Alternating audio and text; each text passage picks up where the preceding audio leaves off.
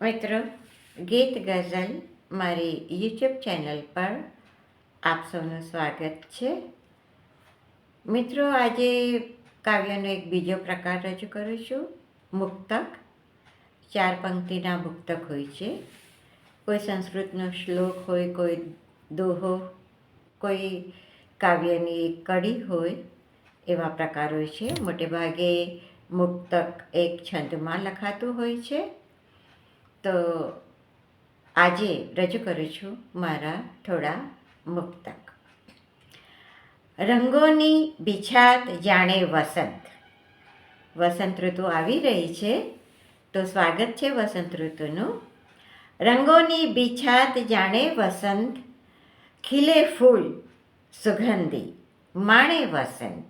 ખીલે ફૂલ સુગંધી માણે વસંત. ભૂલાય છે ઉદાસી પાનખરની. ભૂલાય છે ઉદાસી પાનખરની.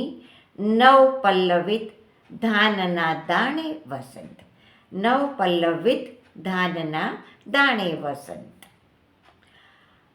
અજબ આ દુનિયાની રીત છે. અજબ આ દુનિયાની રીત છે. માંગતા ન મળે એવી પ્રીત છે.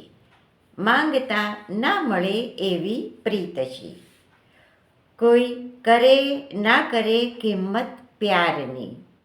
કોઈ કરે ના કરે કિંમત પ્યારની. રાધાને મન તો કહાન મીત છે. રાધાને મન તો કહાન મીત છે. જિંદગીની કહાની બાકી છે, કોઈ વાત અધૂરી રાખી છે. જિંદગીની કહાની બાકી છે, કોઈ વાત અધૂરી રાખી છે. કહેવું ના કહેવું, કહેવું ના કહેવું એ સોચમાં આવરદા વિતાવી નાખી છે.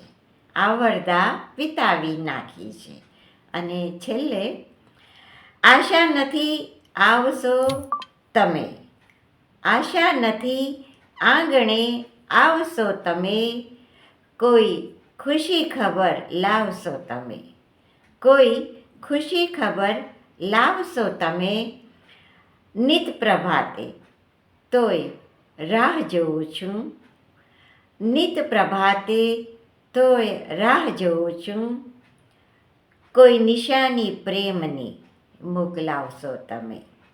કોઈ નિશાની પ્રેમની મોકલાવશો તમે. મિત્રો, આ થોડા મુક્તક આજે રજૂ કર્યા છે. આશા છે દરેક મુક્તકમાં તમને કોઈ એક ભાવ જોવા મળ્યો હશે. રાધાની પ્રીત હોય કે વસંતના આગમનની ખુશી હોય, અથવા કોઈ આવે કે ન આવે તો એના આવવાની ઉમ્મીદ હોય. મિત્રો, મારી આ નાનકડી જે મેં રજૂ કર્યા છે મુક્તક આપને જરૂર ગમ્યા હશે. ગમ્યા હોય તો મારા આ મુક્તકને સબસ્ક્રાઈબ કરજો. બધા મિત્રોમાં એની વહેંચણી કરજો અને લાઈક બટન દબાવજો.